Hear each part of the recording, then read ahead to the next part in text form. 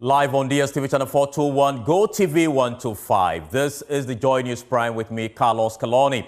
Our headlines this hour. SNIT says 4 hotels earmarked for sale remain unsold for now, but it says the hotels are not making profit and therefore must go. The trust has also described as untrue claims by the former chairman of the NPP, Freddie Aidoo, that 200 million bid by his son's company to take over the 4 hotels was rejected. And pregnant candidate, at least 5 teachers in the Ashanti and Bono regions have been arrested for various examination malpractices and students suddenly going mute, characterized as the first day of the basic education certificate examination. Meanwhile, the number of BECE candidates saw a significant drop for the second time in 3 years as 560,000 people sat for the exams. And who replaces Dr. Matthew Opoku-Prempeh as NPP opens nomination for the Menchal South parliamentary seat? We'll take you live to the Menchal constituency as we observe the process ahead of the NPP running mate unveiling Tuesday. Also, EC and National Security Task Force to work closely for a peaceful process. We'll have the latest from the meeting today. As we came initially before the process started to get the facts from the source, we can then also get a facts again from the source and then use that to shape our strategy going forward.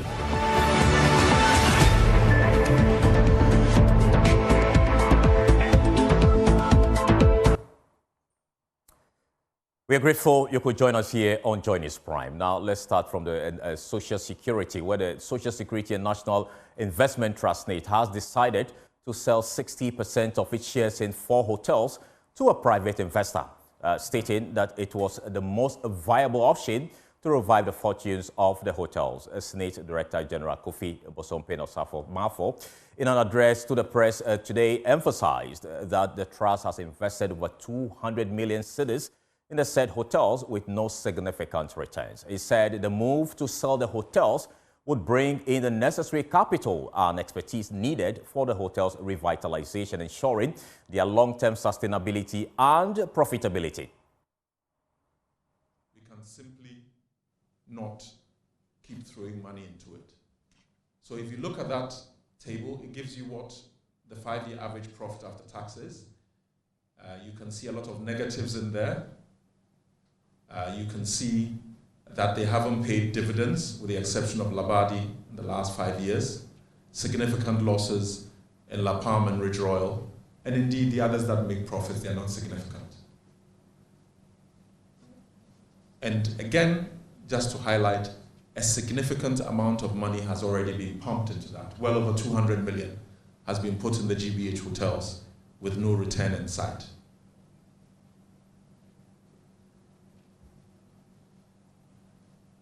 Let's start looking at the hotels individually. And again, it's just worth noting for the GBH hotels, and starting with La Palme, the history is relevant because, to start with, we injected a significant amount of capital. When we sum it to date, I think it's coming close to well over 230 million in shareholder loans and capital spent on the hotels. None of that has yielded anything to us. If we look at the profitability, the dividends, the returns, there's nothing to write home about. 11 out of the last 14 years, La Palme hasn't been profitable, has not paid us any dividend, and again, they are struggling. Average return is minus 4.2%. in the period preceding the decision to divest of our 60% stake. If we look at Elmina, the picture is not that different. Indeed, it's 9 out of the last 14 years, has not paid us a dividend. The money we put into that really hasn't earned us any returns. The returns are negative. Mr. Safo-Mafo also rejected claims by the former national chairman of the new Patriotic Party, the NPP, Freddie Aidoo, that a $200 million bid by his son to purchase 60% stake in its hotels was not considered. Another issue that's been in the press, given all these issues about hotels, is the claim that has been made that by Mr. Freddie Blay that his son's company, Spartan Ives, bid $150 to $200 million and SNIT turned it down. Again, that can't be substantiated. And I want to take you through the process and Spartan Ives' involvement with the trust. The way the process works is as follows. This process was on the procurement methodology was a cost and quality basis. What that means is that we assess the technical and financial proposals that you bring.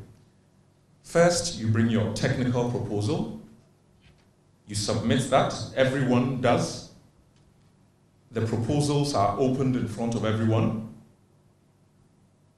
They go to an evaluation panel. It is scored. Once it is scored and you get past the passback, we then assess your financial proposal. That is the process, and that is what the law requires us to do. We did exactly that. Spartan Ives did not get past that stage. Their technical proposal was weak. They scored below the required 50%. And so their financial proposal was not even assessed. The envelope was not even opened. It was returned to them. Now, at least 5 teachers in Bekwa in the Ashanti region and Jenjene in the Bono region have been arrested for various examination malpractices on the first day of the Basic Education Certificate examination. Over 560,000 students are taking part in this year's BECE across the country. WAEC earlier served a notice they will not hesitate to arrest and sanction teachers, invigilators and parents who may try to interfere with the ongoing examination. We'll hear from the head of public affairs at WAEC, John Kapi, on a number of infractions recorded shortly. First, let's take you across the country for an assessment of the first day. Let's start from the Greater Accra region, where the Education Minister toured some schools. Rejoice Pesu has more in the following report. Change over. Start the second paper. Over 500,000 candidates in 2,134 centers across the country are sitting for this year's Basic Education Certificate examination. In the Greater Accra region, day 1 of the exams has been successful. WAEC has, however, reported picking some teachers in the Bekwai municipality for attempting to teach candidates in the exams. Wendy Adilamte is the head of national office in Ghana. I think so far it's been very good. We have about 2,123 centers across the country. And so far, all the information we have had has been positive. With regard to the conduct itself, I think we've had a good conduct this morning and again this afternoon. I must say that we have just had a few reports. We have had a few people picked up, some teachers picked up in Obuasi and Bekwai, right, who were trying to help the candidates. I think so far about 3, 4. But as I said, we've just had the reports, so the details of it will be coming, and then we'll put it out. We would advise the schools, the proprietors, etc. These students have been with them for 3 good years. They have taught them. Honestly, if we allow the children to be, they'll write what they know, and they'll get up and go away. What we have is enough to take us through the conduct of the exam. I guess all the people, the exams officials that we have to pay immediately will be able to do all that. It is when we get back, when we receive the scripts, then I'm sure we'll get the balance which we would use for marking, script checking, and all the others for processing of results. And we have been told that we'll receive the money on time. Minister of Education, Yao Osei Educhum, also visited some centers in the region, encouraging students to put in their best. He said he His outfit and WAEC are putting in measures to curb examination malpractices. Let me commend WAEC. The last 3 years when I directed that schools or WAEC should use serialization, they complied and they obliged. And today as I speak with you, the examination center you see here will have different sets of questions from the examination center not too far from here. This has helped curb what we knew to be examination leakages. Because if you want to say that you have the questions and you have gotten them leaked to you, you don't know which examination center has that question. So parents are not buying, students are not interested. They are focused on studying and going to write the exam, because if they accept the question, they don't know if it's going to be their questions or it's not going to be. They've scaled it up to high schools, and the WASI that is coming out, there will be a serialization element where different schools may have a different set of questions. Even if they are same, they are scrambled. Your question 1 may be my question 20.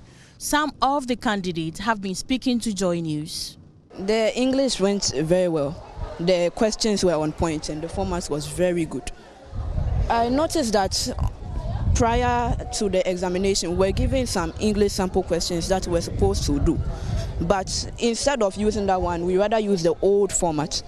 So the questions were familiar to me. So it was fine.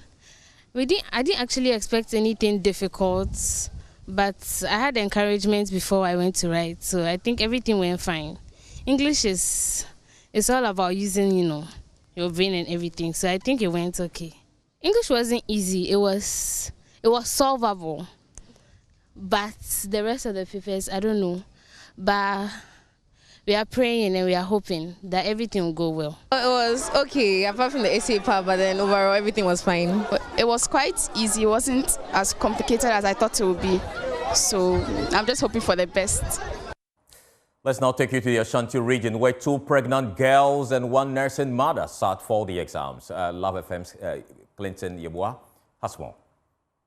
On the first day of the Basic Education Certificate examination, it is not difficult to sight rambling pregnant young girls parading the examination centers in the BECE municipality. Despite their glaring difficulty in mobility, the sweating expectant mothers forged through the examination papers, hoping to reproduce what they learned. At the Ofuasi Kokobin SHS Center, 7 schools with a total number of 232 registered candidates, including 5 pregnant girls from 2 schools, are writing the examination. Anyang Kwanta SDA School Center has a total number of 257 registered candidates with 1 nursing mother and 4 absentees recorded. Some of the expectant mothers are hopeful of passing their exams, noting the pregnancy is not a hindrance.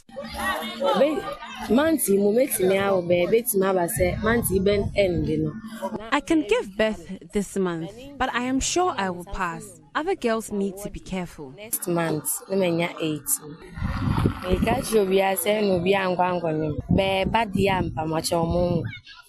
Meanwhile, Madam Yvonne Japan, a teacher in the Kokobin RC, is looking after her 5 pregnant students. She says the number of pregnant students sitting for the exams is unprecedented. 1 is on admission.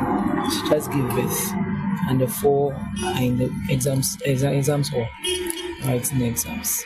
So this is very high. Normally, when they are coming to write exams, they ask for what you call a scan. The first scan when they got to know that they were pregnant. Now, in the Bono East region, more girls than boys for the first time are taking the exams. Anas Sabit has more in the following report.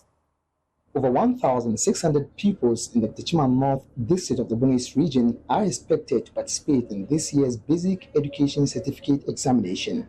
District Director of Education, Mrs. Teresa Krebu, who is on a monitoring tour of the exercise together with the Member of Parliament of the area, says enough preparations have been taken already to ensure that the pupils write and pass their exams. In all, we are presenting 1,601 candidates. Out of that, we have 767 males, 833, 34 females. This is a slight increase in the enrollment of females. I'm here to wish the candidates all the best, to encourage them, to boost their confidence by telling them that we trust them, they have prepared well. There were a series of mock exams And this is exactly what is going to happen today. So they have nothing to fear. They have to write legibly. More importantly, they have to read their questions well and understand.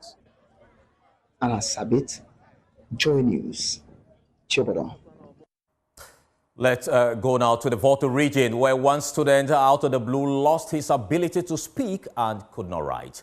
Ivy Setoji spoke with authorities in the school. Spiritual issues are very difficult to explain, except that we heard the boy was unable to speak, and the mind was unable to work, and for that matter, he was unable to write the paper. But we are yet to investigate, and then also to send, ask the parents to send the boy to the hospital for investigation to be made as to what has caused it.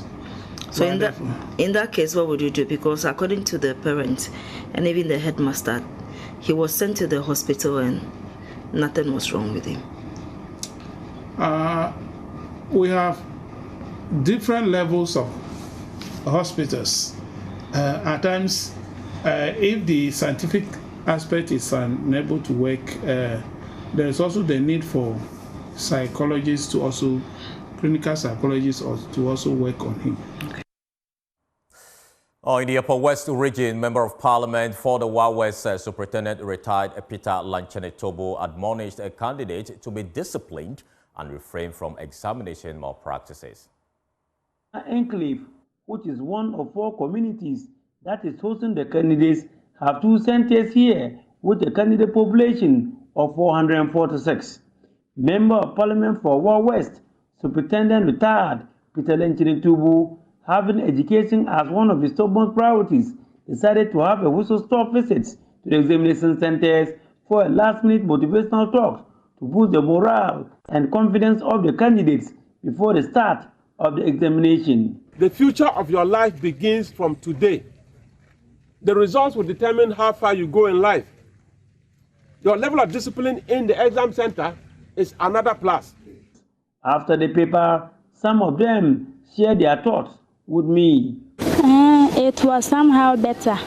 Some of the questions we was taught at the school, but some we didn't.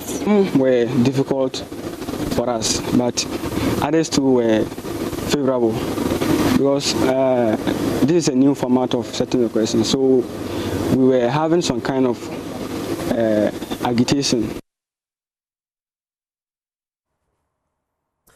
Thankfully, John Kapi joins us again for an update on this situation. Have you actually received any more reports of examination infraction so far since morning? Good evening, and thanks for having me. No, so far we haven't received any more reports. Usually, by now they are getting back to their various bases, and then they'll start to send a report to us. So it will take time for us to get some more up. You describe the exercise across the country so far? Well, per my reports from my colleagues in the regions, everything was very well done smoothly. On our part, with the dispatch of questions and other examination material, to all the examination centers, everything was smooth. A few delays here and there, but it did not mar the beauty of the examination. So I would say that on our part, we are happy that the first day has gone on very well. But we are told some teachers have been arrested. And what is going to happen to these teachers as well as the students?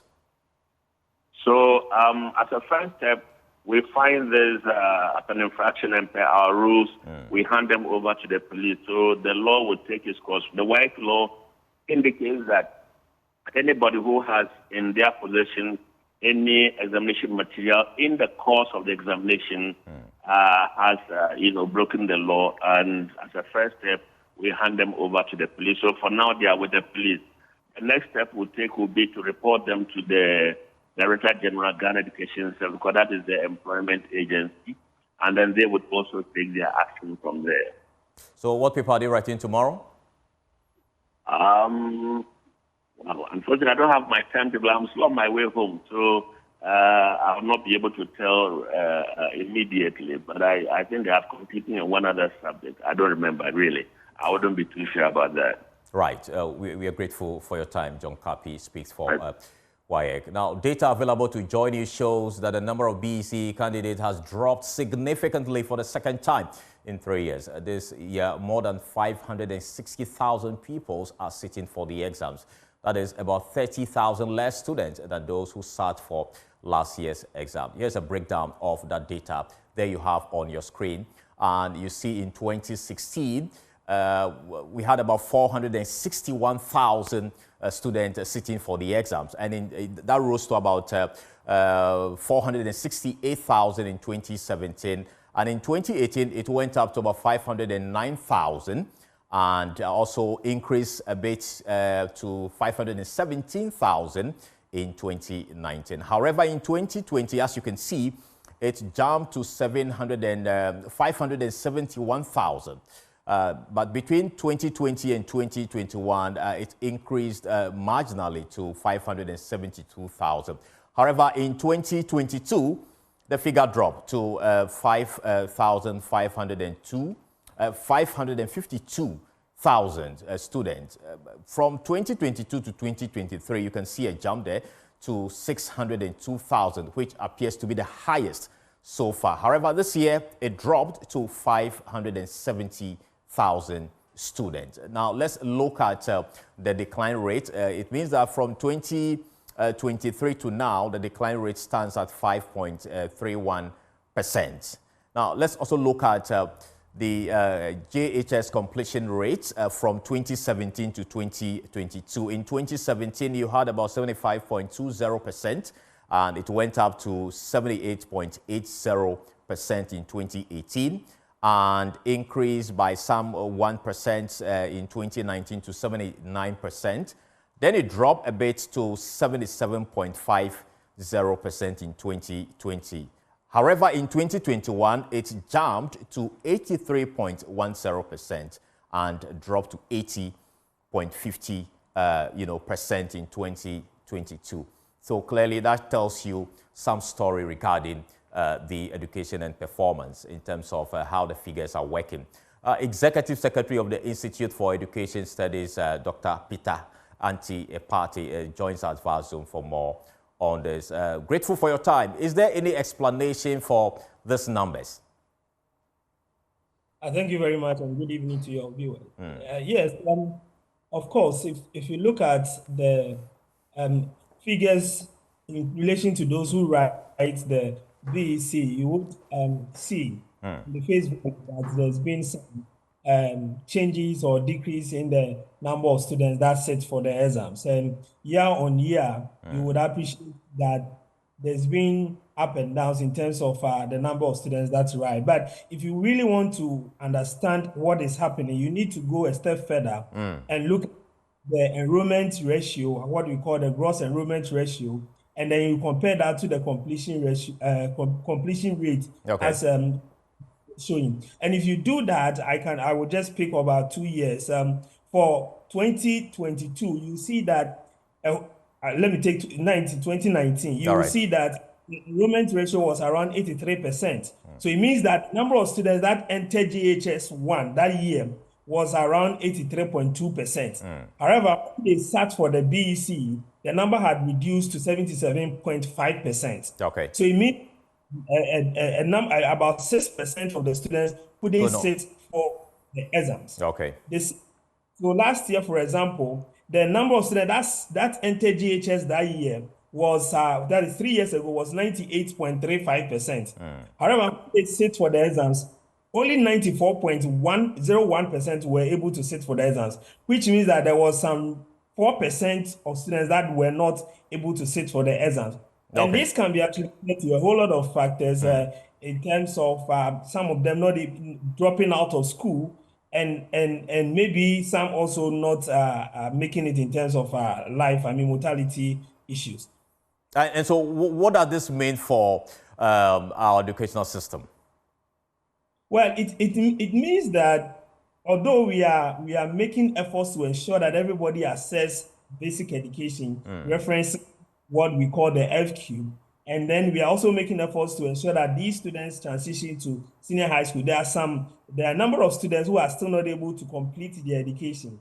We need to dig deeper into the data to find out which communities are experiencing high numbers of low retention, so that we can now design targeted intervention for these communities and these districts. And if you dig deeper into the district data, you would see districts that are really recording high levels of dropout rates. And then the ministry and the Ghana Education Service can now design interventions to ensure that these kids are still able to complete the education. Because it's not enough to just enroll. You have to stay true to complete. Exactly. And that is we should focus on not just enrollment, but also how these students are able to stay true and then complete. Thank you so much. We are grateful for your time here on Joy News Prime. Now, away from that story, the National Election Security Task Force has committed to rally all of its friends to sustain the peace of the country through the electioneering period. The task force has thus encouraged the Electoral Commission to keep them informed about its plans for the election in order for them to strategize accordingly in that regard. The Inspector General of Police, Dr. Akufo Dampari, said this when he led the National Election Security Task Force to visit the chairperson of the Electoral Commission to commend the Commission for successful vote transfer and limited registration exercise. Security point of view, coming to ask the EC and the team what exactly they think we did right that we need to continue doing and what we need to improve upon as lessons that we also go back to reshape our strategy. Then at the other end, which is the fourth point, is to have a way of also telling you some of the concerns that we might have had. And then for us also to bring that to the fore, for you to help us so that going forward, those concerns can be also addressed. And more importantly, because you cannot revisit the past for purpose of reliving it, but you can only do so for purposes of learning lessons. Now that we're learning the lessons that we need to learn, we are rather also very interested in what is ahead of us. So for us to have a discussion as to what is ahead of us, because we were prepared for the voter exhibition, which was slated for supposed to be about a week or two from here, but it has to be postponed to somewhere in August, which I'm told the date, even though it's somewhere 20th, but it's yet to be firmed up. We have also been told that there has been a bit of change in terms of giving people opportunity somewhere in August to a limited opportunity for some voter registration and transfer. So we came to listen and firm it up and hear from the horse's own mouth what these issues are, so that as we came initially before the process started to get the facts from the source, we can then also get the facts again from the source and then use that to shape our strategy going forward and making sure that the journey ahead of us will be far better in terms of security and other aspects of it than what we have just experienced. Now, on her part, Chairperson of the Electoral Commission, Jane Mensah, commended the National Election Security Task Force for safeguarding peaceful vote transfer and limited registration exercise. Jane Mensah used the opportunity to give timelines for mop-up and exhibition exercises to be undertaken by the Commission ahead of the December elections. Nipped in the bud. So all in all, we've witnessed a very successful program. I believe there are many lessons that we've learned, and but these are things that we would take stock of. We'd like to mention also that, we enjoy the police presence in all our registration centers across the country, not only in our offices, but also when our mobile teams were moving along the length and breadth of this country, they were able to do so freely and in liberty because of the security protection that we enjoyed. So all in all, it's been a very good exercise. We are poised, even in the lead up to, the exhibition exercise and the mop-up registration exercise. So I like to place on record that the mop-up voters registration exercise takes place from the 1st to the 3rd of August 2024, and it is to afford persons who turn 18 after the 29th of May, or persons who had not previously registered. It is to afford them the opportunity to get onto our register. This goes to persons who are eligible. After that, of course, we would also undertake the exhibition exercise, and that comes on from the 20th to the 27th of August. And it will take place in all 38,622 polling stations across the country from the 20th to the 27th of August.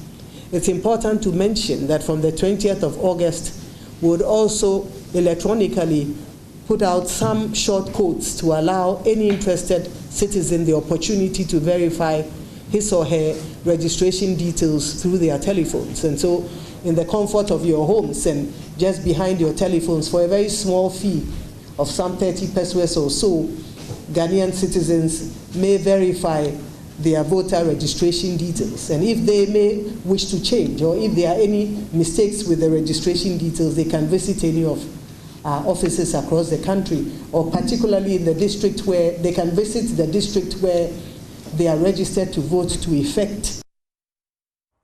You're still watching the Joy News Prime with me, Carlos Kaloni. We'll take a short break. We'll return with more. Please stay.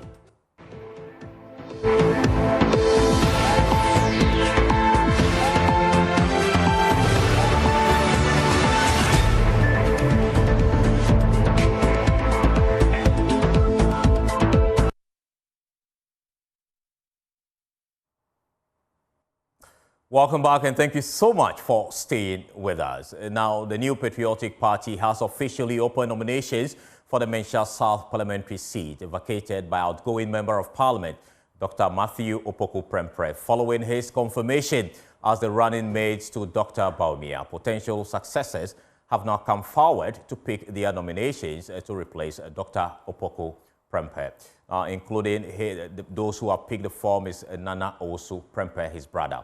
Meanwhile, the party intends to close nominations tomorrow to fasten the election process scheduled for Sunday. The Patriotic Party has officially opened nominations for the Mencha South parliamentary seat ahead of its primaries on Sunday, after the confirmation of its Member of Parliament, Dr. Matthew Opoku Prempeh, as running mate to Dr. Mahmoud Bawumia. So far, potential successors have picked up their forms at the Mencha South constituency office of the new Patriotic Party. Bernard Enchibosiakon is the Ashanti Regional Chairman of the MPP. We are ready to collect their forms tomorrow, and Wednesday will be the vetting. From Wednesday to Friday will be, if anybody have appeal or have anything to say about somebody, he can raise it to us. Then we are not above advice or under advice.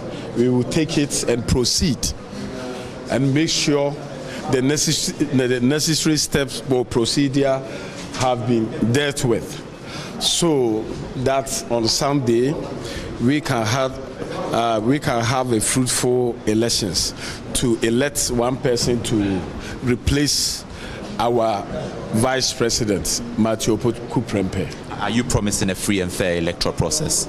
Sure. It's going to be free and fair. It's going to be free and fair. You know, just one, we open it up, we make sure that everybody is having a free and fair elections. So it's going to be free and fair elections.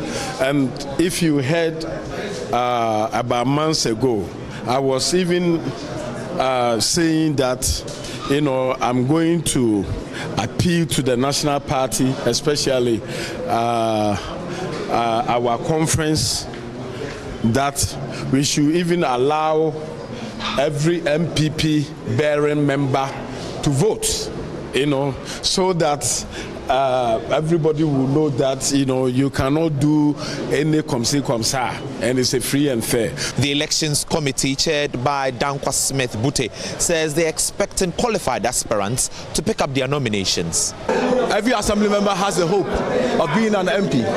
This is what my people are telling me. So I'm just taking their words. From onset, I've always said the words of my people is what I'm using in this exercise. So I'm just taking the words of my people to go through this process. We have worked with Nana Uswe since 2008. That he joined the party to become an executive member of the party. He now double as the financial secretary and also the treasurer of the constituency. So we are just telling you that Nana Uswe, among anybody who will come, Nana Uswe is a grassroots member of the party. He is a party member, and he is competent. While the MPP opens nominations for the Menchia South seat, the stage is almost set to unveil its running mate, Dr. Matthew Pokuprempe, here in the Ashanti region. At the Jubilee Park, work is currently ongoing to prepare the stage for a smooth unveiling. For Joy News, my name is Nana Boachi Dankwa Yadom, Kumasi. Now, let's take you to Parliament, where Majority Leader in Parliament, Alexander Afenyomarkin, is defending Chief Justice Gertrude Torkornoo, who has recommended 5 judges to be appointed by the President to the Supreme Court. The list from the CJ includes Justice Ifyasewa Sari-Botchwey, who is currently presiding over the trial of the minority leader. Critics have said it is not the responsibility of the CJ to be recommending names to the President. But speaking to journalists in Parliament, Alexander Afenyomarkin described the view as untenable. He insists there is nothing in the Constitution stopping the CJ from making mere recommendations. We've become aware that the Chief Justice has mooted a proposal to expand the Supreme Court to 20 judges for efficiency and effectiveness. Some people are saying that the Chief Justice does not have such a mandate to do so. We disagree and would say that per Article 1254 of the Constitution, there are some inherent powers provided for in this provision that allows the Chief Justice, as a Chief Executive and head of the judiciary, to make such proposals. Quote, the Chief Justice shall, subject to this Constitution, be head of the judiciary and shall be responsible for the administration and supervision of the judiciary. The question is, what constitutes administration?